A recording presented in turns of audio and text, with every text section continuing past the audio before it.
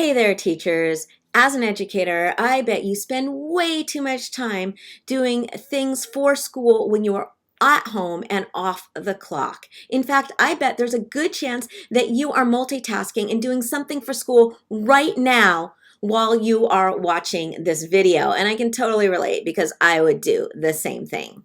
Today, I want to help you to take some of that time back because let's be honest, it's your time to begin with anyway.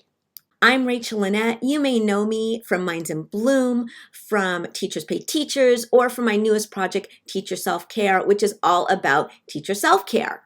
It's so important for teachers to take good care of themselves, and that's why today we are going to focus on getting some of that time back for yourself.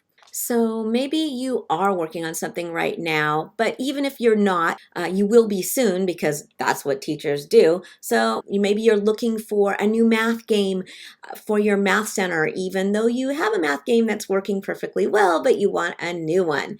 Maybe you're correcting papers. Maybe you are cutting out 30 perfect Pinterest-worthy pineapples for your calendar in your tropical themed classroom. I don't know what you're doing or what it is that you're going to be doing soon, but whatever it is, I'd like you to ask yourself a question. And that question is this thing that you're doing, is it absolutely necessary to educate your students and to have your classroom run smoothly? Is this something that you absolutely must do? Now, it's possible, very possible, that the answer is yes. And if that's true, of course, keep doing it. One thing you might want to do is see if you can find a way to get that into your contracted hours, but that is for another day and another video.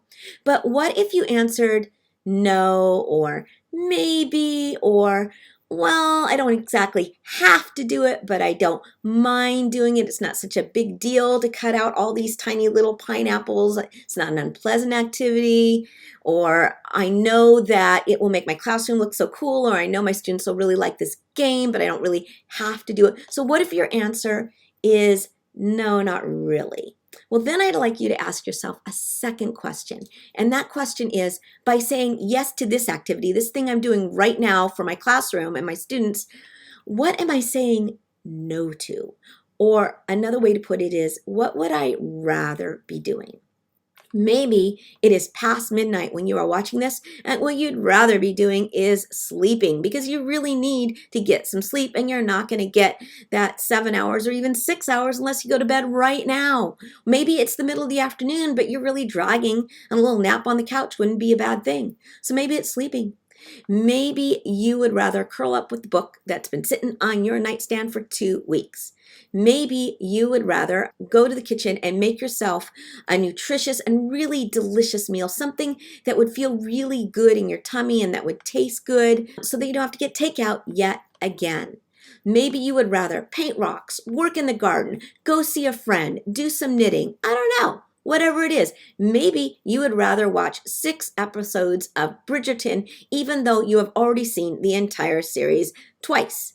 Whatever it is, if it would bring you joy, if it would bring you happiness, then that is a good thing. If it would help your emotional health, if it would help your physical health, all good things. So my next question for you, and this is the last question, is why is what you're doing for your students, for your classroom, more important than this other activity that you would rather be doing when you are off the clock? Why is this activity more important than something for yourself? Why are you putting yourself last? Why are you not prioritizing your self-care and your mental health and your happiness? And I'm going to answer that question for you in case you don't know how to answer it yourself. There's no good reason. There's no good reason at all. You have an important job. You are a teacher and you give a lot of yourself all the time, but you also need to take care of yourself. Now, here's the reason that you're going to want to hear, because you're a teacher and you're a giving person, and it's that old cup thing. You can't fill all those little cups of your students if you have nothing in your cup to give. So you need to refill your cup with the things that you love and enjoy and the things that are good for you. But also, you need to do it just because you're a person and a human, and when you signed on the dotted line to become a teacher, you did not sign your life away. You get get to have family time. You get to have time with your friends. You get to have time by yourself to pursue the things that you enjoy. You get to have a full night's sleep. You get to have healthy food.